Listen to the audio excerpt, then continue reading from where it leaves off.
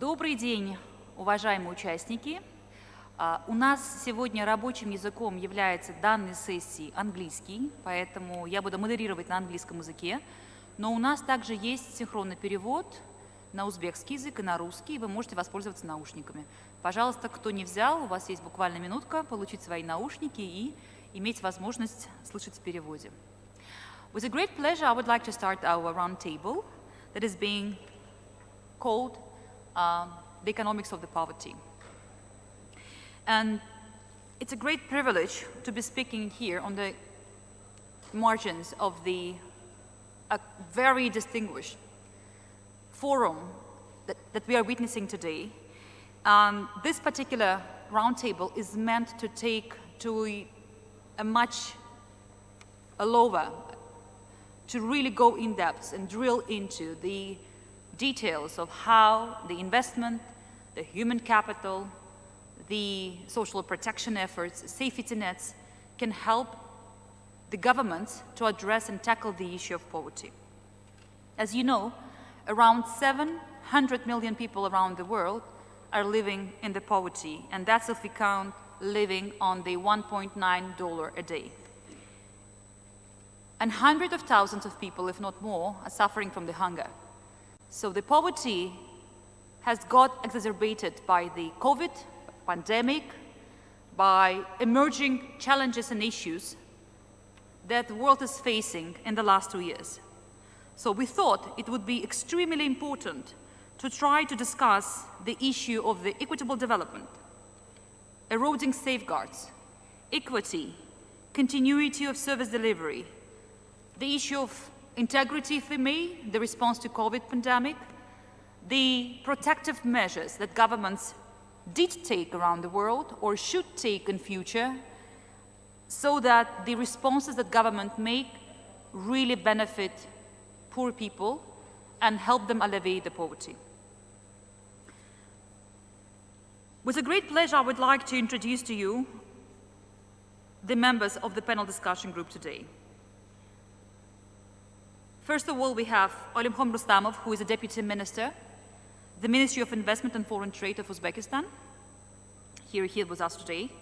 Mr. Abid Hakimov, a Director of the Center for Economic Research and Reforms, and also acting as a Deputy Advisor to President of Uzbekistan on economic issues. We have Matilda Dimovska, Resident Representative of UNDP, Uzbekistan. It's also very refreshing for me to have women on the panel, and it's great.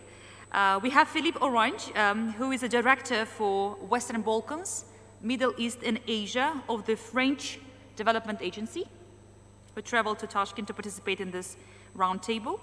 And last but not the least, Eric Livni, the Regional Economist of the European Bank for Reconstruction and Development. Now, I would like to, without any further ado, to give a floor to our first speaker. And we've agreed that the first speaker will be providing kind of an anchoring presentation. It will be Mr. Abid Hakimov, speaking about the experience of Uzbekistan in alleviating poverty. The floor is yours. Thank you very much. Thank you very much. Good afternoon, everyone. And it is an honor to speak in front of such a distinguished guests and the experts all around the world. Thank you very much, Ms. Umarova. So I'm really glad that under the scope of this conference we are paying attention to the poverty reduction policies, because we hope that maybe we will have this kind of big another event just for the poverty reduction policies also in Uzbekistan. So as you know that in Uzbekistan, Aziza remembers that because she used to work a long time in the UNDP. So until 2016, we didn't have anything related to the poverty. So until 2016, we always wrote to some project or some document, and always it's called welfare improvement strategy, not the poverty reduction strategy. So from 2017, Uzbekistan clearly acknowledged that, the existence of the poverty and its seriousness. And in 2020, the the president of the Uzbekistan addressed the poverty issue on the his address to the Senate and the Parliament of the Uzbekistan. So when it comes to the importance, yes, Aziza told that it became even more important when it comes to this pandemic years. So according to the assessment of the UNICEF, only during the last 2 years, so the poverty, or child poverty in the world increased almost twice, and it's more than 100 million, the children. So in 2020, the joint study with the World Bank and our center conducted, and it's also said that, that during the pandemic year, about more than 500,000 families were kind of vulnerable to the poverty because of this pandemic. So if we look to the Uzbekistan's experience since 2000, so the first thing what we have done that we created, the whole government structure, which is responsible for the whole poverty reduction, the policies. So the first Minister of Economy and the Industry of the Republic of Uzbekistan was transformed into the Minister of Economic Development and the Poverty Reduction of the Republic of Uzbekistan. So as you know, during this year, we implemented another innovation. So we have right now the agency which is under this ministry, who is responsible for development for each community. And this community development program, also this agency which is responsible for the community development, is also kind of a huge leap. It will be a huge leap or huge step in the poverty reduction strategy of Uzbekistan. So, as you know, in Uzbekistan, we have 14 regions. In 14 regions, we have 207 towns and cities. In this 207 towns and cities, we have 9,315 mahallas in the counties. And all these mahallas, they are kind of, contains the households about from 400 to 1,000 households. And each mahalla now, they have knowledgeable person who used to work in the upper levels, and they are kind of really responsible for the poverty reduction policies of the government at the mahalla level. So in Uzbekistan, we never had this kind of work before. So at the mahalla, at the community level, work started since this 2022. And when we analyzed the poverty reduction policies, we always seen that at the top we have really the strong human capital capacity, and in the middle we have, yes, it is lower than this, but in the bottom we didn't have enough human capital capacity who could really understand the government's policies and realize these government policies. So this innovation, so this we call it assistance of the hakims. This innovation really brings more human capital to the bottom level and to perform more effective poverty reduction policies. When we talk about the poverty reduction policies, we have to talk about the innovation also. With the help of the international organizations and the World Bank, the government is implementing right now the single registry of the socially protected people. So now all these social protection, the payments, everything has been automatized. So it is working right now. So right now about 30 different types of social protection payments are given from the single automatized system. So if you look to the poverty reduction policies during this until 2020, so the people who received the social protection benefits, so it more than doubled. So in 2019, it was about like 600,000 households used to receive social protection benefits. So right now it's about 1,400,000. So the 1,400,000 households are receiving social protection benefits. If you look to the, the payments, the money which government used to pay, it increased almost 5 times. So as you can see that, the inclusion by the, the social protection system improved significantly. And I think that the most important step during the poverty reduction policies of the Uzbekistan, I should say that first we adopted our national poverty line. So in 2021, we announced the minimum consumer expenditures. So it was 440,000. At that time, it was about the 26% of per capita income, which was based on, if you compare it to other developing economies, it is really good number. And this year, it's about 490,000. It's about $49. And I think, if you compare 2020 and 2021, you should see that under this national poverty line, the poverty reduced significantly. But, Minister of Statistics and, the World Bank should announce it officially, so that's why I'm not going to say this number here, so unless they say this officially. So, dear ladies and gentlemen, so what is our goal for the next 5 years? So as President outlined already, so that for the next 5 years, we want to reduce poverty twice. And, in order to reduce this poverty twice, we have to, work the following directions. So first direction of the poverty reduction policy in Uzbekistan is entrepreneurship and, the employment. So the government is, for example, let's say only this year is providing about the 10 trillion, so it's about $1 billion, the small credits for the, the poor households in order to start their, entrepreneurship. Other than this, we have about 20 different types of subsidies which are given to this kind of people who wants to start their entrepreneurship or, the small farms or something like this.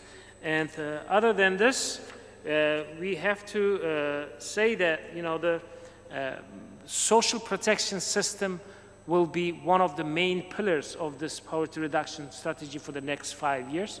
So there is a going talks that we will create the government agencies who will be responsible for the whole the social protection system, as in other countries like unified social protection, the government agency.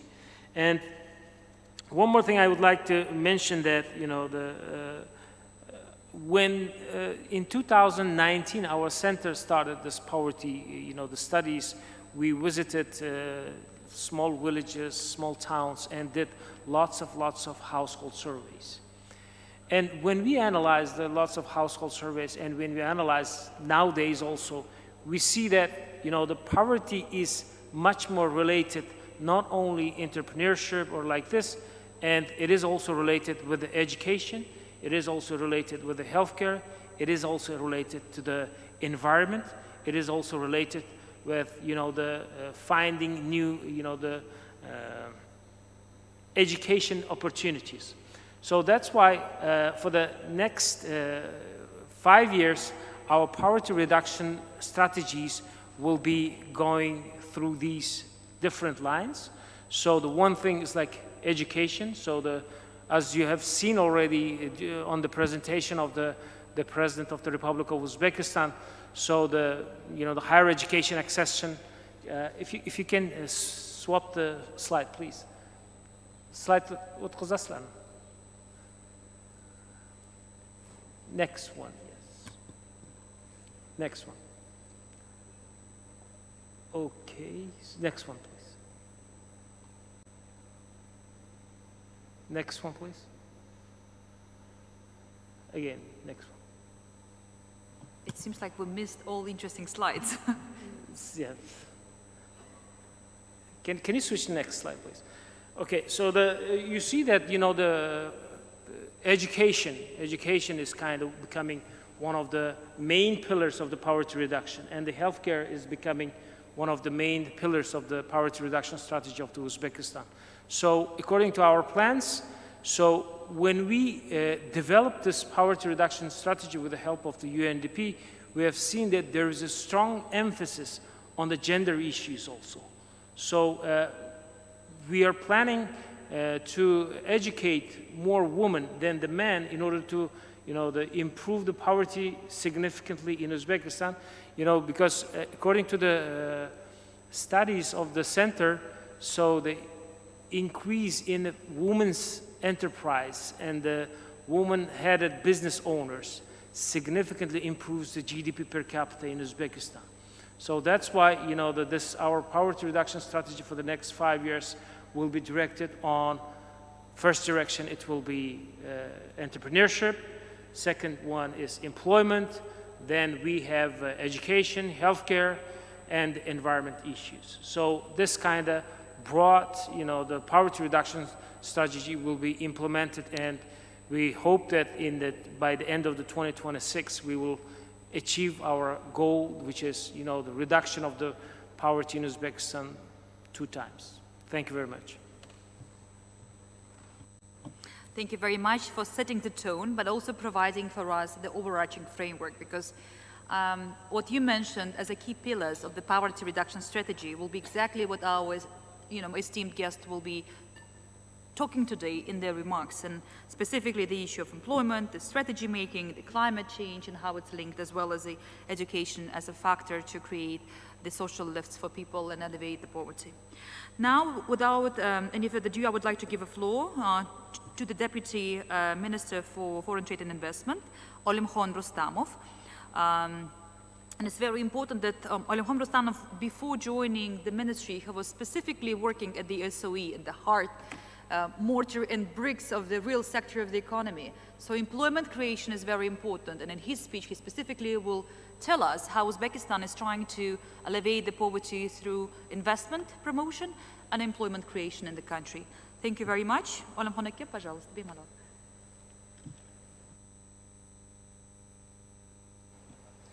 Assalomu alaykum avvalambor. Hurmatli davra suhbati ishtirokchilari, azizaxon. Avvalambor hamma ishtirokchilarni bugun davlatimiz rahbari hurmatli Shavkat Miromonovich boshidagi ilk bor bunday formatda tashkil etilgan Toshkent xalqaro investitsiya forumida ishtirok etgani uchun o'z minnatdorchiligimni bildirmoqchiman. Ishonchim komilki, bugun forumda ishtirok etayotgan har bir ishtirokchi mamlakatimizda yaratgan shu qulay investitsiya muhitini shakllantirish va investorlar ishonchini yanada mustahkamlash borasida amalga oshgan iqtisodiy islohotlar va uning natijalari bo'yicha yaqindan tanisha olish imkoniyatiga ega bo'ladi. Shuning uchun, demak, biz prezidentimiz tomonidan tadbirkorlarga yaratilgan qo'shimcha yengilliklar natijasida 21-yilda amalga oshirilgan iqtisodiy o'sish kuzatildi. Ruxsatchilar bilan shu 21-yilda investitsiya ish tushirilgan investitsiya loyihalari va yaratilgan yangi ish o'rinlari to'g'risida qisqacha axborot bersam. Iltimos bor, Olimxon aka, masalan, slaydlarni almashtirish kerak bo'lsa, aytib tursangiz yaxshi bo'lardi. Nima deysiz? Следующий deb, keyingisi deb slaydlar. Xo'p. Rahmat. Xo'p.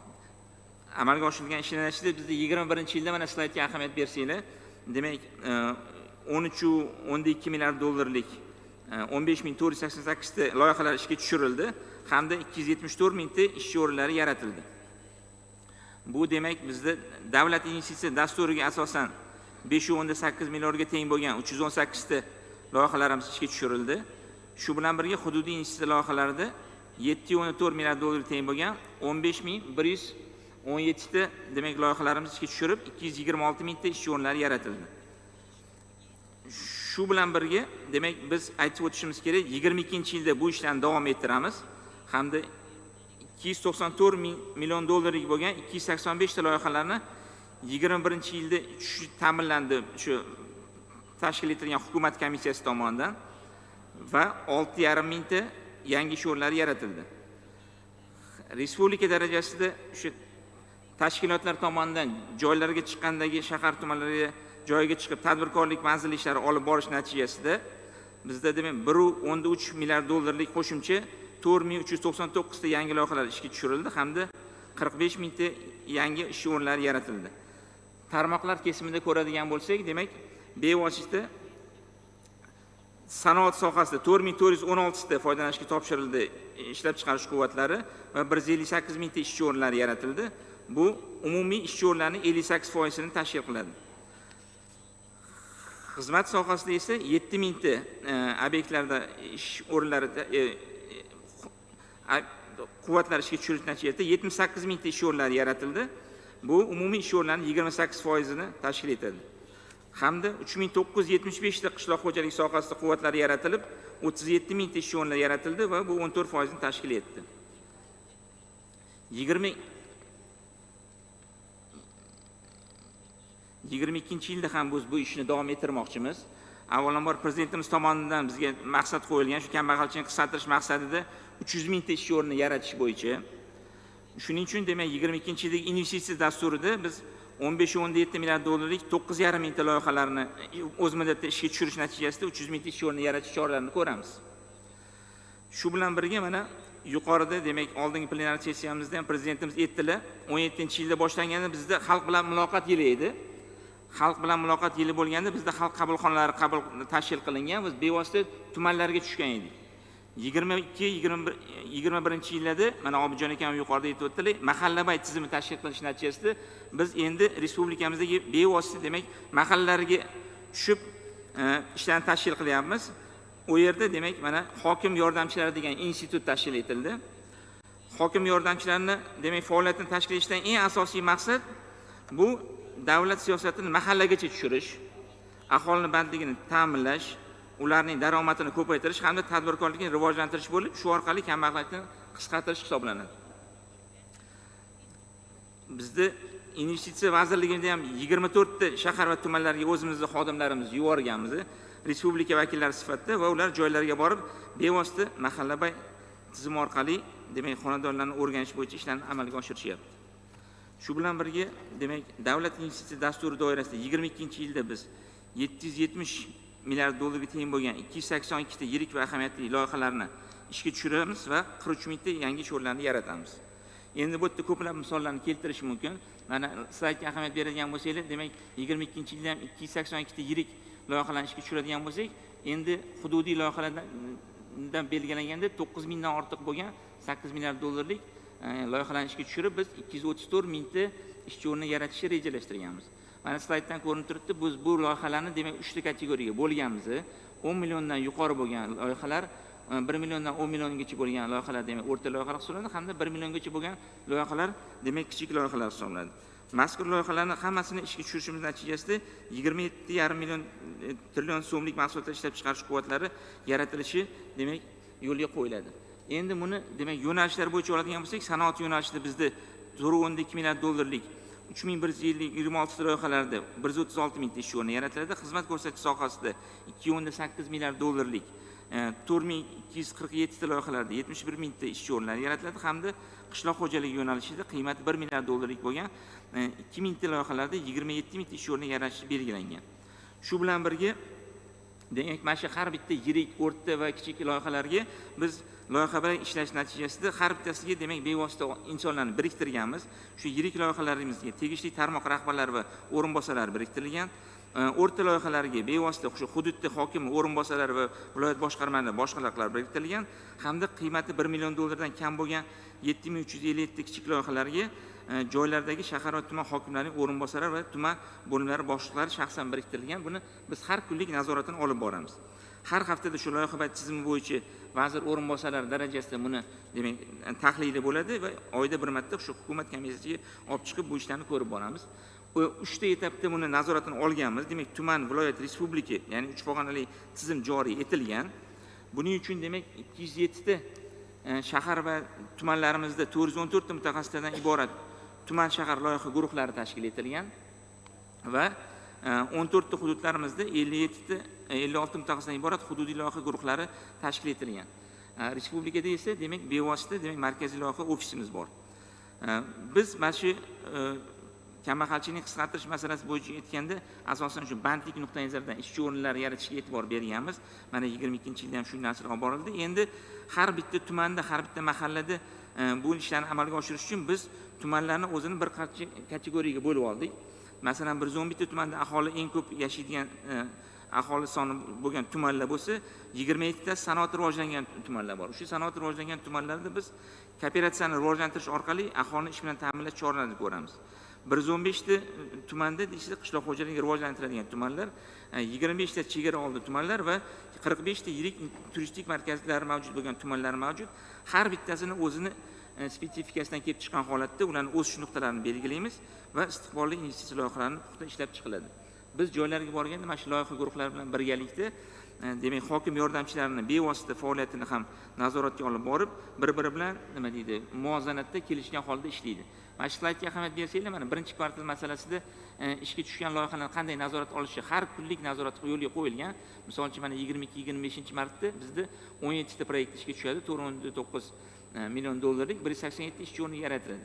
Bunda demak 4 tasi o'rta loyiha bo'lsa, demak 13 tasi kichik loyiha. Xuddi shunga o'xshagan 26-31 mart kunlari 60 ta loyihalar ishga tushadi va buning natijasida umumiy hisobda 2,5 mingta ish o'rni yaratiladi.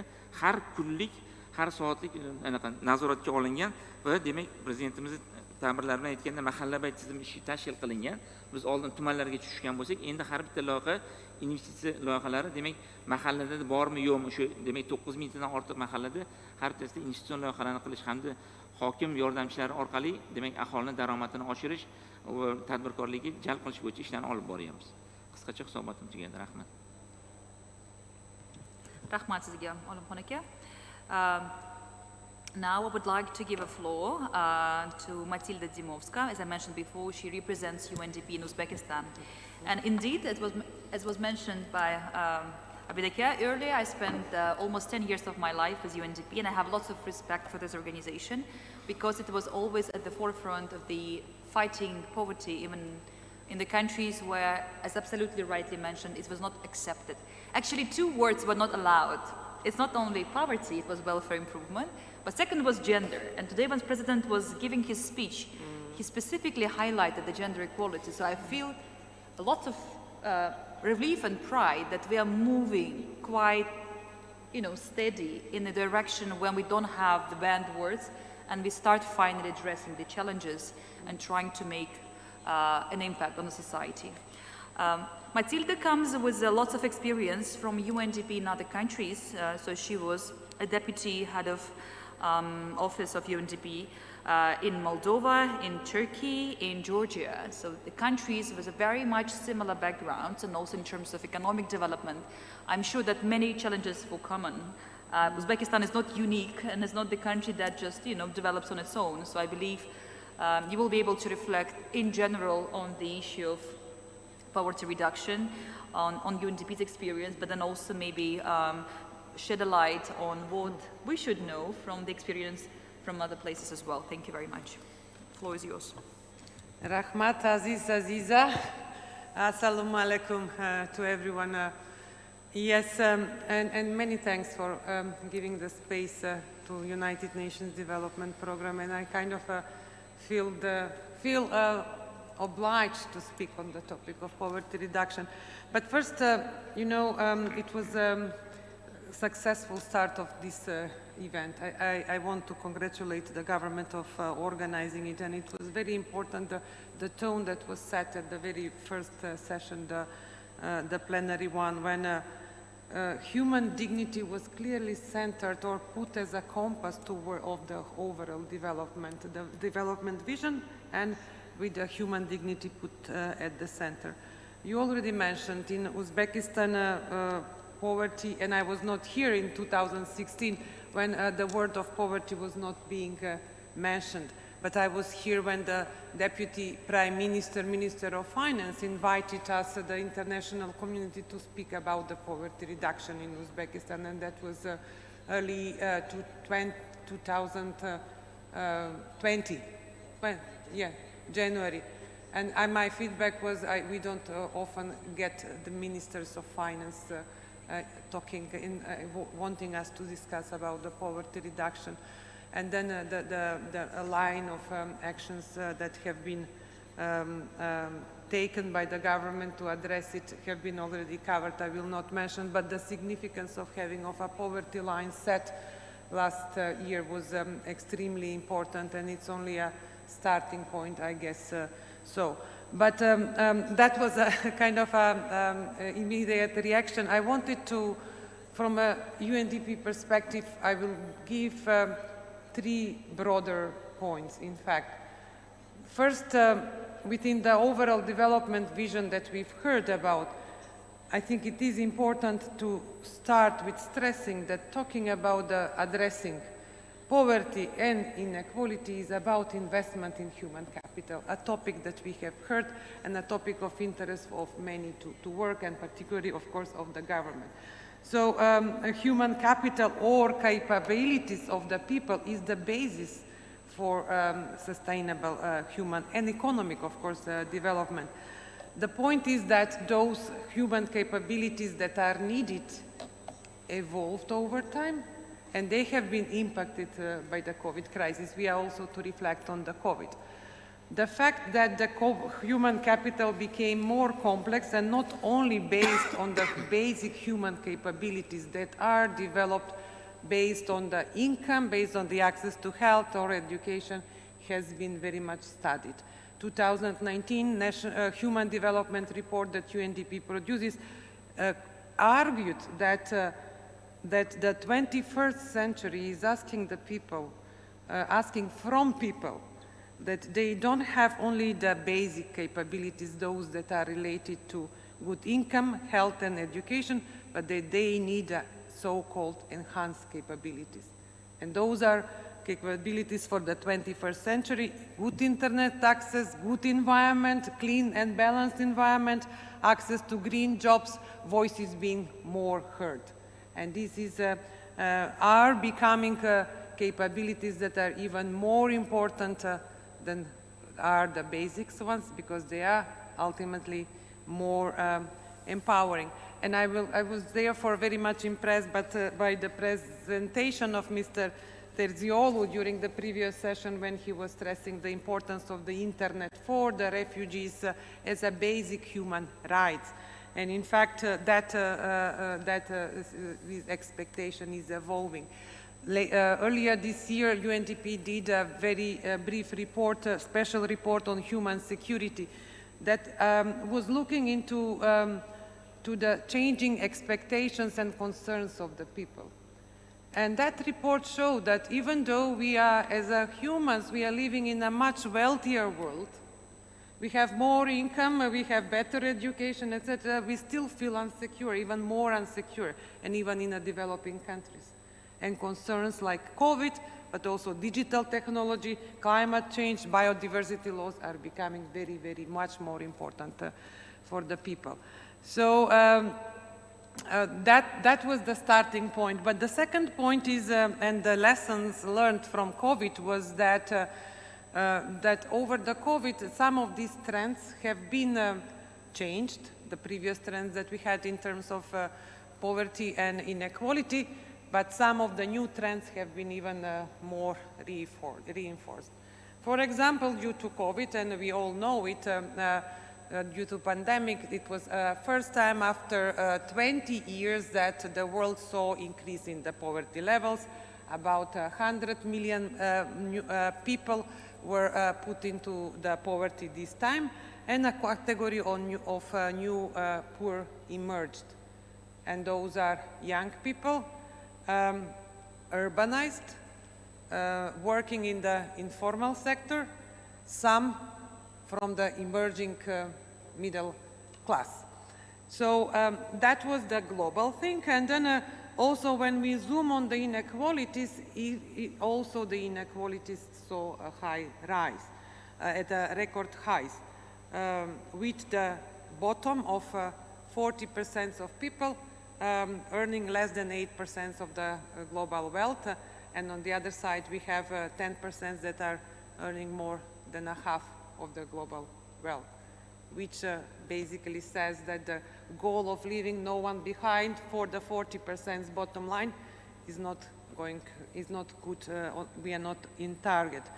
So the key point is that also we saw that during the COVID that the pre-existing inequalities of opportunity have been also amplified, and those related to the access to internet, to education, technology, that those were increasing. And all of that, of course, with a huge impact on the social compact, social cohesion and compact within the societies. Now, the two key points that I wish to make out of this is that that countries, of course, reacted on that. And many policies were put in place to address the increasing poverty, increasing inequalities. But the key lessons that were there is that it is not, those policies are not successful if they are pushing only for pushing people above the poverty levels. but the fundamental revisiting of the human development investments basically is needed to keep the people, the poor, below the poverty line, but also to empower them so that they take the opportunities and move forward. They don't go back again into the poverty line. And the second point that comes out of all of this, all of the response to COVID was that basically that may have been gone, or COVID in some countries, but the new trends are here or are emerging, and they will remain.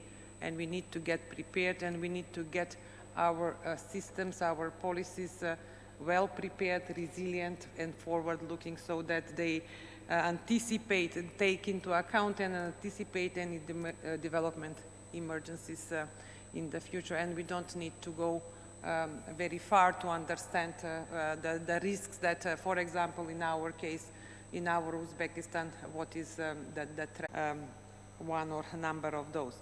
Now, about the poverty context in Uzbekistan, I think Mr. Hakimov mentioned very much.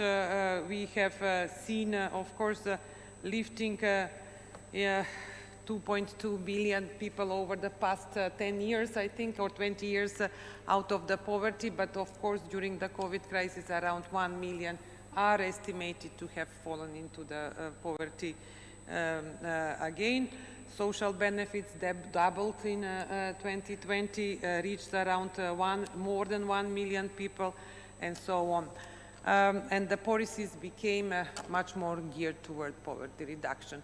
And the goal of halving the poverty by 2026 is, and achieving the upper and middle income status has been set. But the point that I want to make around that is that these ambitious, very ambitious goals will require, of course, a much bigger effort and investment. And that's the final point, in fact, that within this context, within the expectation of or likelihood to have more crises in the future, the policies will have to be smart and innovative, for what, so that they address poverty and inequality as an investment in the human capital, but human capital of the future.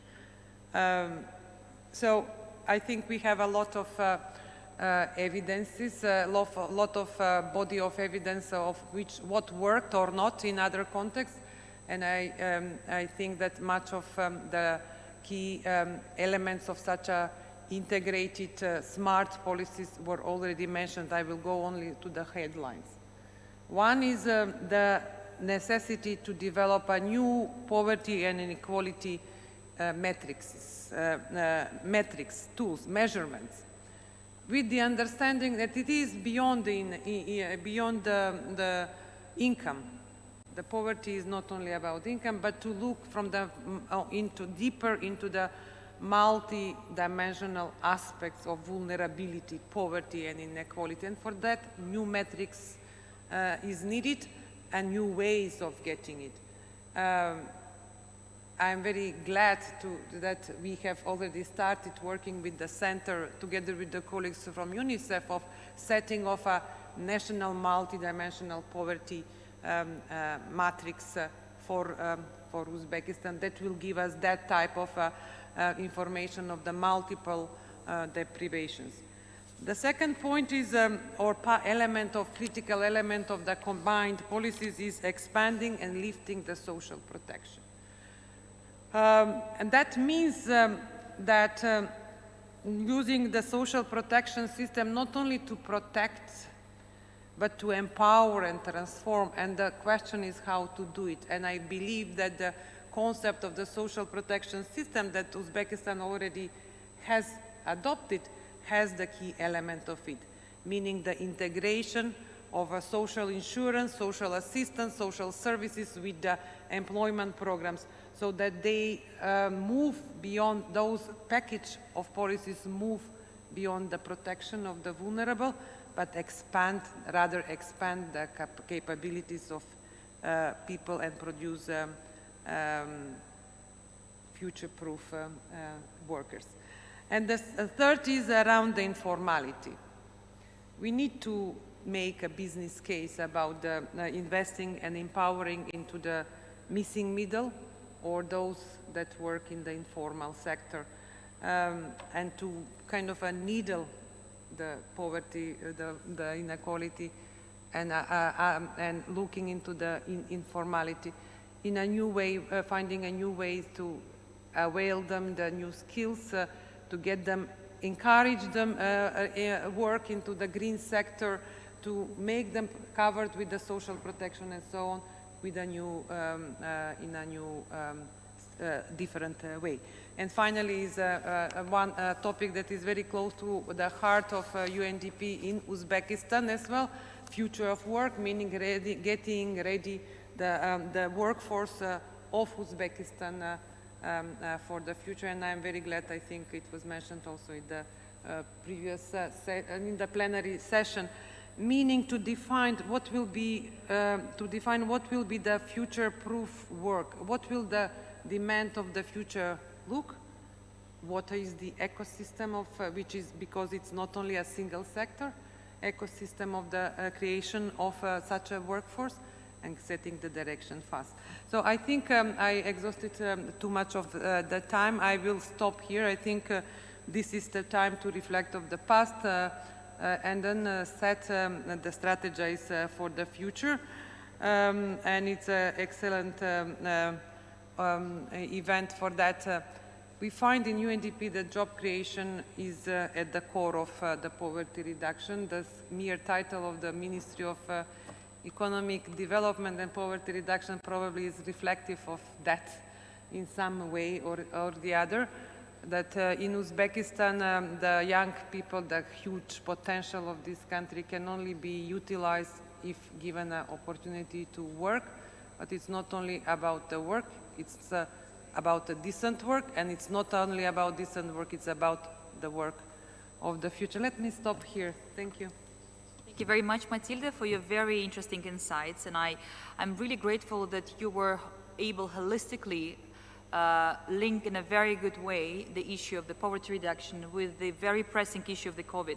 Just before the session, we exchanged some words with the His Excellency Ambassador of Austria to Uzbekistan, and he was just sharing that, for example, Europe again is hit by COVID. So it seems to be like constant troublemaker, and it means that the governments will have to reevaluate its competency to be able to address this challenge.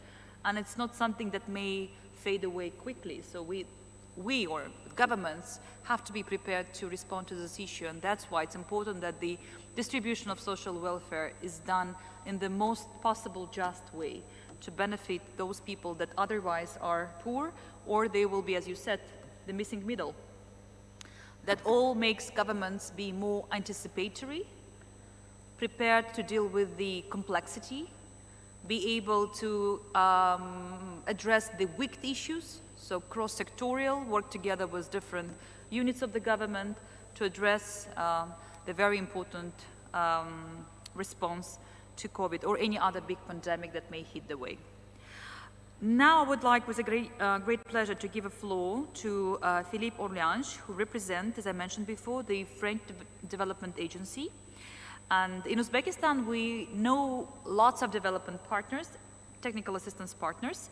However, the French Development Agency seems to be present in the country for more than 5 years and does some great work. Philippe is a career diplomat, so he spent his life working for the Embassy of France in different continents. So I was able to see South Africa in your bio, as well as countries in Latin America. That is always very interesting for me as an economist by training. I always find fascinating some similarities in terms of political economy between Central Asia and Latin America, even though it's not it's very counterintuitive for many people in this place. And it would be great to hear your views, your sharings, your insights on the subject discussed. Thank you very much, Aziza. Thanks for inviting me to take part in this panel and share with you some insights you also invited us to share some thought-provoking views. It's always a bit risky when speaking to a foreign audience to propose thought-provoking views, but maybe I'll try that one too, on the condition that other panelists do the same. I noted with great interest in the presentation that Mr. Hakimov made about the Center for Economic Research and Reform, that one of their projects is being developed based on the methods used by Esther Duflo and Mr. Banerjee. And it's very interesting because Esther Duflo is also advising the French Development Agency, sharing one of our panels. So it is also for us a source of inspiration that I'm glad to see that we share that and probably many other things with the center. You invited us to talk about economics of poverty. I think we cannot do that forgetting the context in which this discussion takes place, mainly a context of a succession of crises. The pandemic crisis is not over yet. We have war in Ukraine, and this comes on top of a long-term crisis, the one of climate change, which is already producing tangible impacts and which also has an impact on poverty. A few minutes ago, you mentioned the missing middle. Of course, this is also a very important topic. It is in Central Asia, it is in Latin America, and it is in Europe too. The fact that middle classes suffer under the current crisis, but that doesn't change the fact that the poor are hit first and harder than the rest of the population for a number of reasons that previous speakers have already outlined: lack of savings, loss of employment, poor housing, and so on. And this means that without support or assistance, they don't have any other options than to reduce their consumption or endure even worse living conditions. So this is clearly an issue that must be tackled head-on. And also, by way of introduction, I'd like to stress the fact that all these crises that form the context of the background of our discussions are themselves intertwined, as we can see in the case of energy, which is at the same time a geopolitical crisis, an economic one, but with heavy social consequences. And we've seen that in France, as you know. Now, if we move on to the policy response, I'd like to stress 5 points. The first one is that we should not wait till the next crisis to tackle poverty. We are in 2022, and it seems that a long time ago, that was in 2015, the world adopted the Sustainable Development Goals, thanks, among other things, to the very good work of UNDP. And one of the key messages of the SDGs was to leave no one behind. So this should be reminded constantly. It was there in 2015, and it remains 7 years later a major priority. And in this regard, what Uzbekistan has established as its priorities, with the ambitious goal announced by the President to halve the poverty rate by 2026, fits perfectly within that agenda. We also know that, for instance, exiting fossil fuels requires a strong body of social policies to cater for the impact of such policies on the poor. We also know that the issue of tackling poverty is not only an income issue, and some of the previous speakers have referred to a number of policies which are directly relevant. I would add to the list, for instance, providing basic support, basic services like clean water. And I mention them because these are policies that AFD is working on in Uzbekistan with the government in areas such as livestock and water and sanitation. That was my first point. My second point is looks more at the issue of how can we do that. And here I'd like to point out two examples, two issues which I think are of relevance, and maybe one belongs to the category of thought-provoking views. The first one is the use of cash transfer programs that have been in the picture for many years as a tool to tackle poverty, and which has been sort of revisited in the context of COVID-19. And we as IFD have been working with that, especially in Brazil, the country where I was posted until last year, with a major program launched by Brazil and supported by 6 financial institutions, which was also a good example of cooperation between financial institutions. And those cash transfer program help enormously mitigate the impact of the COVID crisis in Brazil. The second is tax reform. This is something that is often overlooked, but which featured very highly in the Addis Ababa conference in 2015. And here again, the COVID crisis has shed some light on the urgent need in many countries for tax reform or reforms, aiming at raising more revenue, but doing it in such a way that it is fair and also socially acceptable. It is very difficult, when you look at it, to finance public policies when your tax to GDP ratio is at 15%. And this is not so much a divide between rich and poor country. You've got large emerging countries with a ratio of 15%, and you've got less rich country with a higher contribution of taxes. And I understand that in Uzbekistan things have been moving in the right direction in recent years. My third point has to do with the multidimensional character of many current crises. For instance, while a crisis such as the COVID crisis reinforces the need for public spending to mitigate the crisis, it simultaneously affects budget revenues, thus creating budget tension in the context of deteriorated financial conditions on the international markets, for instance. And this generates conflicting objectives in terms of public policies.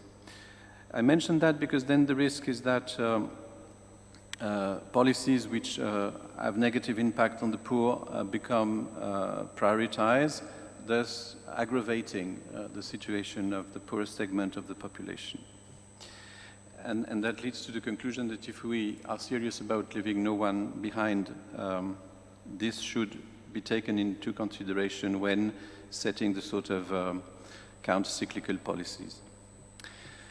My fourth point is that in time of crisis, one of the roles of financial institutions is to provide the national governments with the capacity, the additional capacity to finance these priorities at the moment when often private capital is turning away or shying away from taking more crisis. We've done that in Uzbekistan when we provided a budget loan of 150 million in 2020 in response to the COVID crisis, and we've done that in many other countries, and we also foresee that in the context of the Ukrainian crisis, we might have to also provide this sort of support, and we're trying to do that increasingly, working jointly with the European Union and European partners in the context of a Team Europe initiative.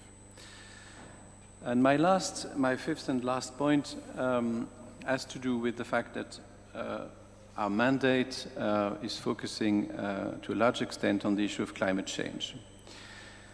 And this does not take us away from looking at the issue of poverty. Increasingly, we see that the climate crisis and the poverty issues are intertwined, that the poor in many countries will be the one most affected by climate change, the one most in need of policies in terms of adaptation to climate change and so on. So this is not a different subject. This is the same subject. This is another facet of the subject which needs to be looked at. This is, among other things, at the heart of our cooperation with UNDP here in Uzbekistan, and the IFD really consider it of great importance that public policies look at these two issues in a consistent manner. Thank you very much. Thank you very much, Philippe, for your very interesting insights. And I would like to second you on the issue of climate change, because I just visited Tamdi. It's a small, it's a big district, very far from Tashkent, 3 hours drive from Navai. And even though Navai region is one of the richest in terms of regional output, Tamdi is a different story, and the issue is that they're facing the shortage of water for the second year in a row. There is no water to breed animals, and there is no water to drink. So unfortunately, regardless which part of the planet we live, we are all facing the increasing pressure from the climate change. And even the fact that we have in March so many rainy days in Tashkent, trust me, it's very unusual. As a local, I can tell you that we don't remember Marches like this because it was never so rainy. And the winter was super dry. So we see physically how the climate change affects the livelihoods of people in the rural area, again, hitting the bottom rock for the poor, but also for people like us living in a quite good environment in the cities, we also see the changes. Thank you very much. Last but not the least, it was a great pleasure. I would like to give a floor to Eric Livni. And Eric works for EBRD, so he is the person who is an outlook for economic development in the region, but also he was based for quite some time in Georgia. And when we discussed with Eric what should be the focus of presentation, we agreed that it would be really great to hear about specifically the role of education in alleviating the poverty. And again, here I would like to synchronize with what President said during the plenary. So we're going to increase the intake of children for the preschool, in the school, in the higher education. And all of you were able to see specific targets that President indicated today. That's great. But then let's see how other countries already did some progress, and we would be able to get some lessons learned. Because I would love us to leave this forum today, when we all go home, with some lessons learned, with some ideas. And for Eric, we have slides. Can I ask to put slides on the screen, please? And I also would like to give you a heads up.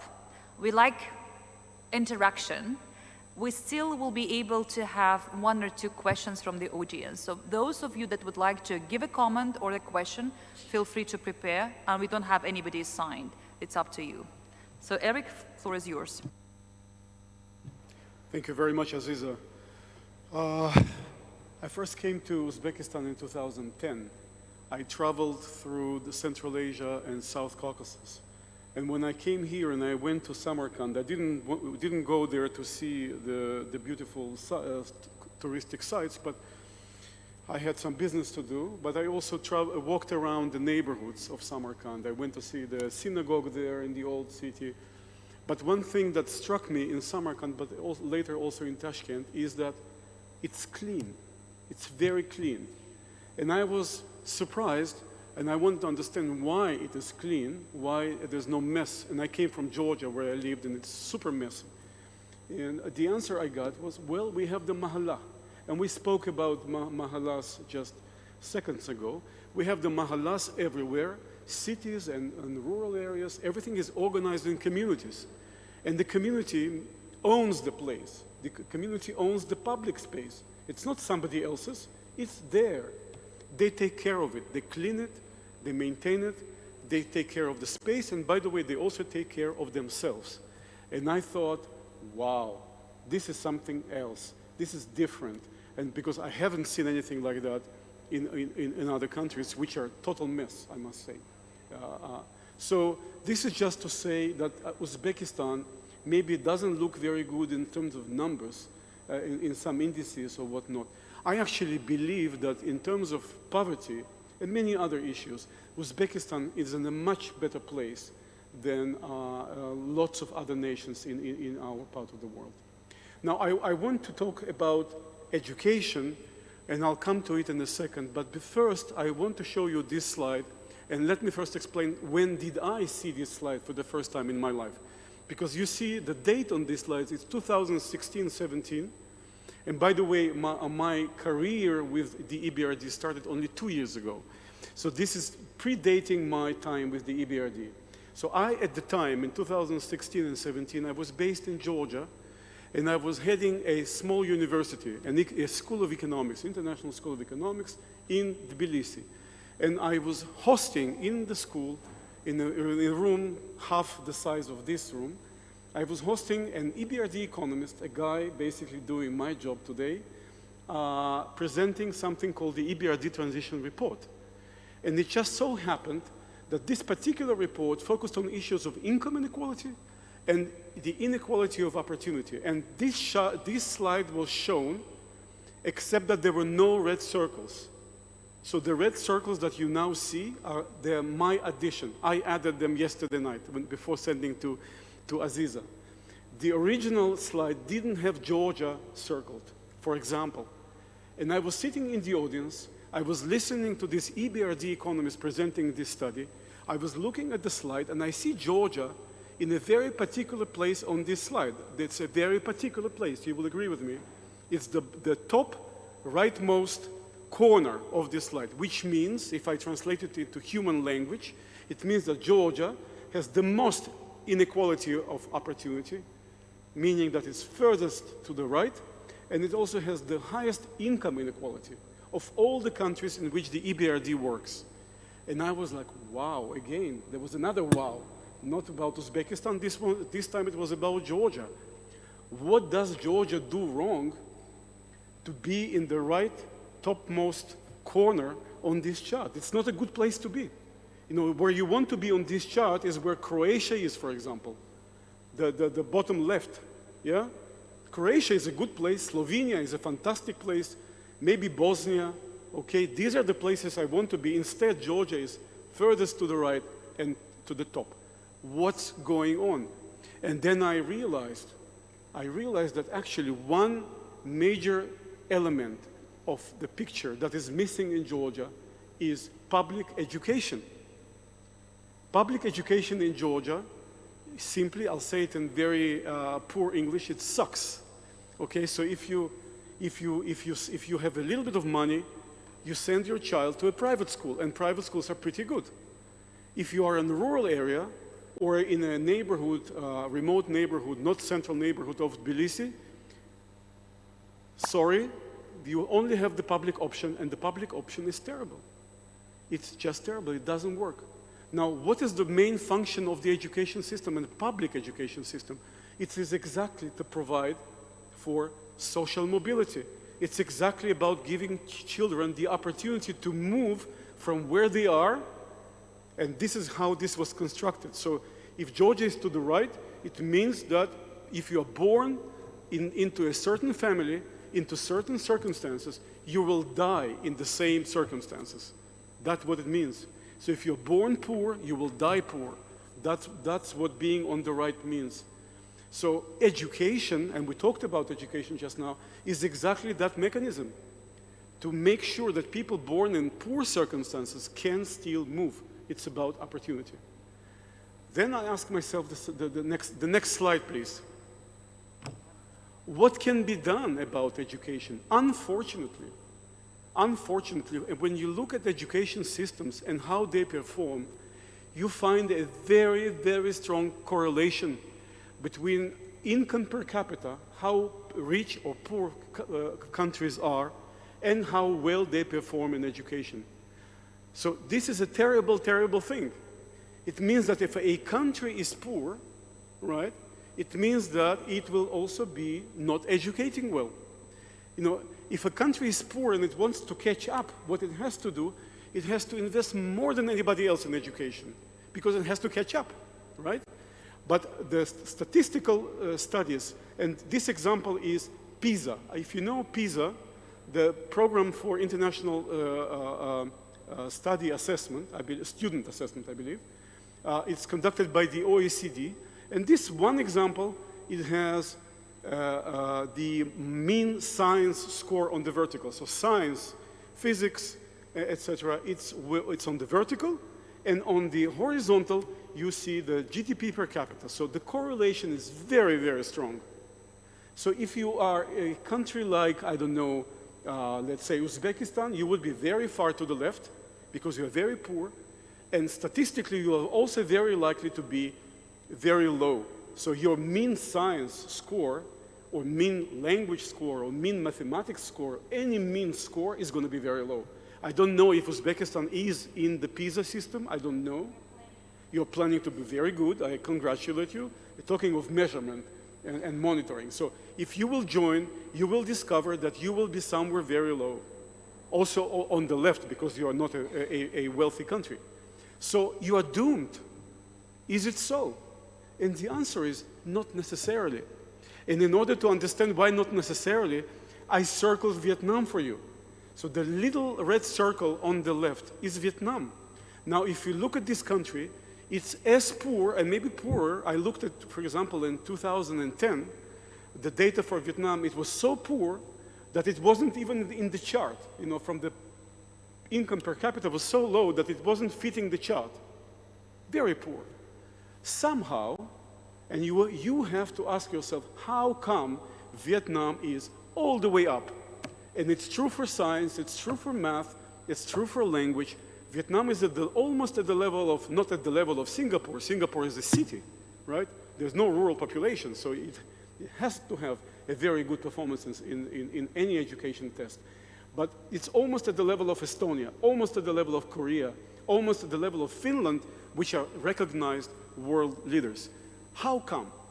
This is the question I'm asking, and the answer is amazingly well-organized public education system. This is what it means. This is how you achieve it. How you do that? You make sure that the child in Namangan, you mentioned Namangan before, the child in Andijan, in Fergana, in Nukus, this is as far as I got to in Uzbekistan, the child in every one of these places will get exactly the same education as the child in Tashkent, in the best neighborhood of Tashkent. This is how you achieve this. That's the only way. Finland, by the way, the leader in education, actually has such a system in place. For 1 year in my life, I devoted to actually establishing a Finnish school in Georgia. It was my 1-year project. But it's not what's special about Finland. It's not about having an amazing one single school. This is not what makes Finland unique. What makes Finland unique is that every school in Finland is as good as any other. So anywhere you go in Finland, in Lapland or in Helsinki, everywhere you get the same teachers, the same school director, the same roughly mix of children from every kind of family. There's no segregation, not by gender, not by religion, not by color, everybody together, and certainly not by wealth. And then you get to the top of this chart. So what I'm trying to say here, you are not yet a wealthy nation, but you are much better organized than many other nations. That's what I started with. You're much better organized. You have fantastic community structure at the basis of the society.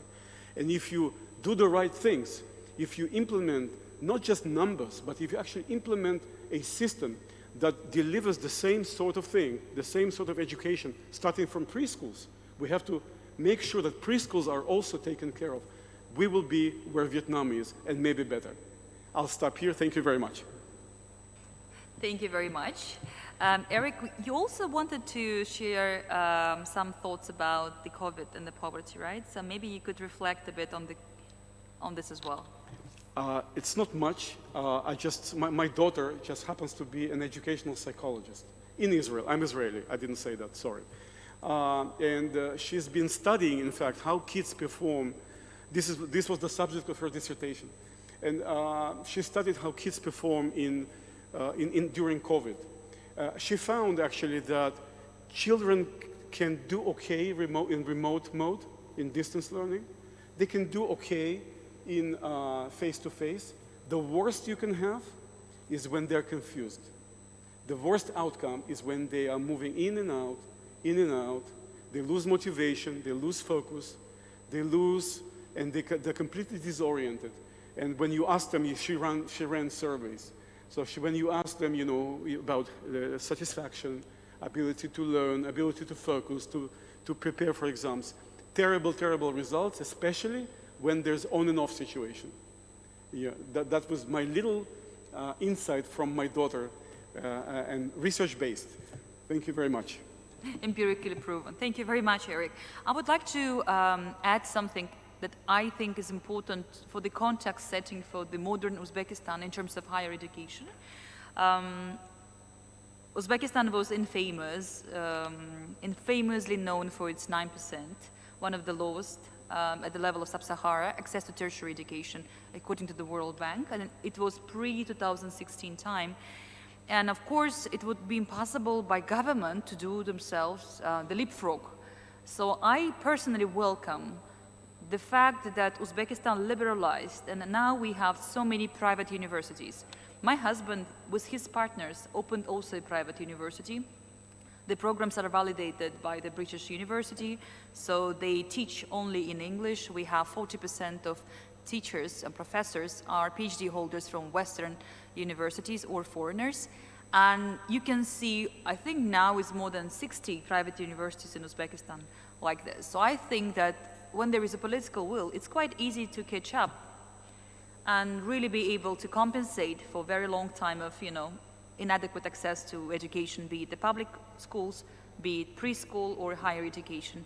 It's just a matter of the political will, and at least in higher education, I think all of us can see a very visible development that took place, and hopefully that will make Uzbekistan a bit closer to the right approach to multifaceted, multidimensional poverty. Because as many of you spoke today, our respected and highly esteemed speakers, the poverty is not about income per se, it's about the different aspects that shape the life of people and give or give not the chance to live a better life.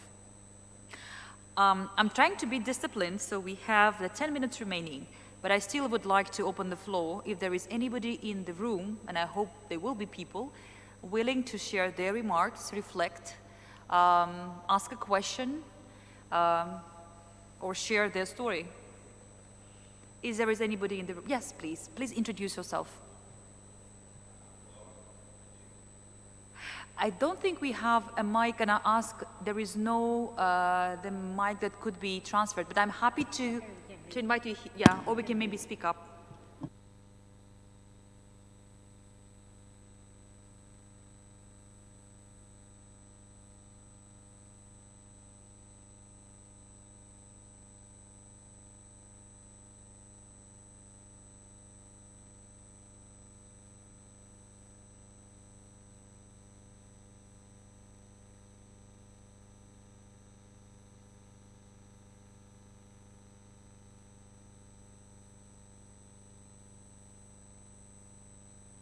I think Obideke would like to respond. Yeah, you know, the amount which is told today in the morning, 10 billion, this is the IFC's estimate, which is for the whole SME.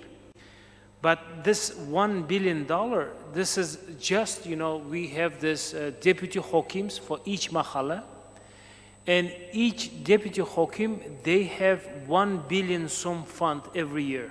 This is fund only provided from the central government. So the local governments also, they also provide the funds also. So this funds, it's only for small household level enterprises. But this doesn't include other businesses. So yes, there is another studies, we know that, you know, according to the recent study which, you know, has been done in our center. So we assessed that, you know, the unrealized, you know, the capacity of the business in Uzbekistan, we estimated about $5 billion. Yes, but you know, we know that this kind of gap exists, but you know, the government steadily is increasing this gap, closing this gap. So for the next 5 years, we have plans about $120 billion investment projects. And this will help us to achieve our main goal, which is, increase the GDP up to the 100 billion and, reach to the GDP per capita to $2,800.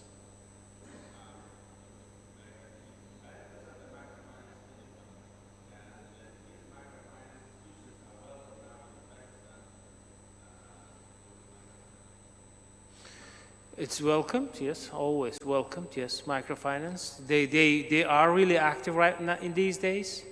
So there is no limitation for the microfinancing, or, the people are talking about the different types of small financing in the operations in Uzbekistan these days, because, what I think, the microfinance or any other types of financing, so, when the fintech, is taking over. So nowadays in Uzbekistan, we already see that, the 3-4, the very progressive fintech companies, they are really, really growing faster. So I think that in the next 10 years in Uzbekistan also, conventional banking system also will be completely transformed to the kind of, the fintech companies. Thank you. Thank you very much. Any more questions that we can take? There is one thing that we missed, and it's very important that we do not conclude the roundtable without properly addressing this. I would like to ask Matilda to reflect on the issue of the gender aspect in the poverty reduction.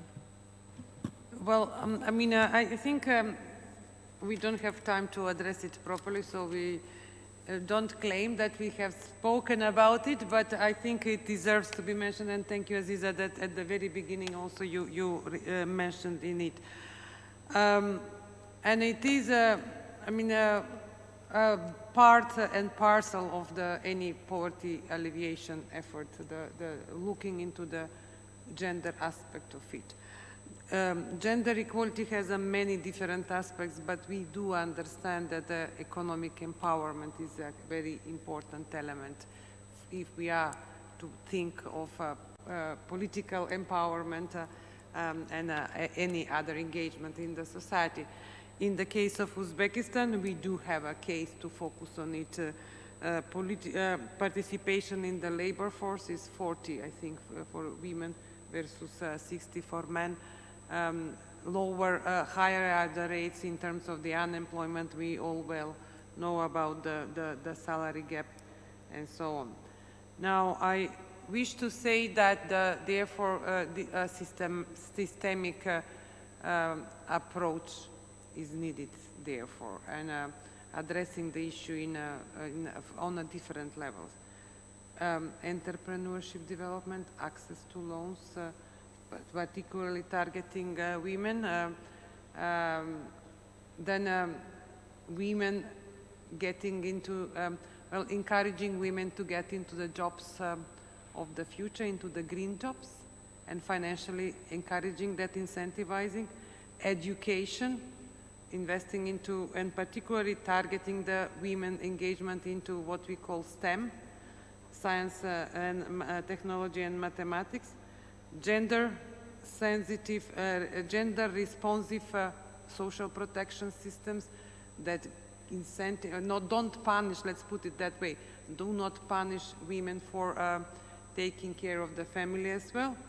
And then I think important the stereotypes, the gender stereotypes that kind of even internally are problems sometimes for women. And I'm glad to note also, to finish that the recent resolution that was adopted in March, I think this year has many of the government on that topic, has many elements of it. And of course, it's of high interest of everyone, including UNDP. Thank you very much for mentioning it. Thank you very much. Thank you very much, Matilda. Now, we're officially moving to the part of conclusion. And while we were able to hear so many great ideas and interesting thoughts about the subject, I would like to take a liberty just to maybe highlight those that I thought would resonate, or at least it resonates with me. So I'm in a way occupying the role of moderator, trying to highlight those. I heard today from Abideka that there is a plan to establish the ministerial or official government entity to deal with the centralized and unified approach to the social protection that includes always, and it's classic, it's something that ILO and World Bank and UN are preaching. It's not just social allowances, but it's also social services and social insurance and policy making in general. So I heard that it's being in a pipeline and hopefully will come through. It's very important because institutional design will help us to effectively spend money that government, as we see, releases, but may not be always reaching the poorest of the poor. Second thing is very important. I think the overall COVID pandemic showed around the world, not only in Uzbekistan, around the world, how it's important to act transparently, that every dollar that is being spent is spent in a way that more or less understood by public, by civil society, by beneficiaries, and would not raise lots of questions. So that applies to all countries around the world. But it's important that we also pin this down as something that could be potentially the principle of work, but also something that we all should pay attention to. The notion of multidimensional poverty is something, again, that is important because sometimes, simplistically, we may think it's only about money, but it's not. So whenever we see that it's intertwining issues, the response should also be holistic. I've been asked many times by people, so what's for you is a progress? And maybe it's a bit naive, but I would say that I think the ultimate goal is to see the life changing in the rural area and the life of the girl. If the life of the girl in the rural area changes and she's no more worried about having, school without heating or, the need to walk to take the water, if things like this change, we've got tremendous success. It will take years. It may take 10 years, 20, but it's important that we see the light at the end of the tunnel and that we are, very committed to go in the right direction. And I'm sure we are, because from what we heard from 2 presentations today, and I'm very grateful for Olam Honekia and Abidekia, I see that there is a vision, clear vision in the government, and there is an action plan that supports the vision. So the glass is definitely half full, and we have the very clear direction where we are heading to. It's just important to make sure that we are doing whatever is needed to support the vision that was shared by the President. And last but not the least, I see a lot of value of having discussions like this when we have mixed speakers. So we have people from the government sharing, and it's important that we acknowledge that they're making tremendous effort, and we're all grateful.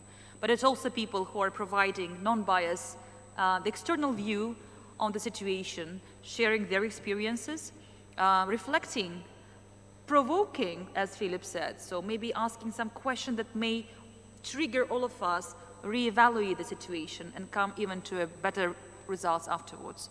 So I have a privilege of being here today with you in the last 1.5 hours. I'm very grateful. I'm also grateful to our fantastic speakers, but also for audience, for your interest, for your patience, and also for your active learning. I see you nodding, you were reacting. It's very pleasing. Thank you very much, and wishing you productive rest of the forum.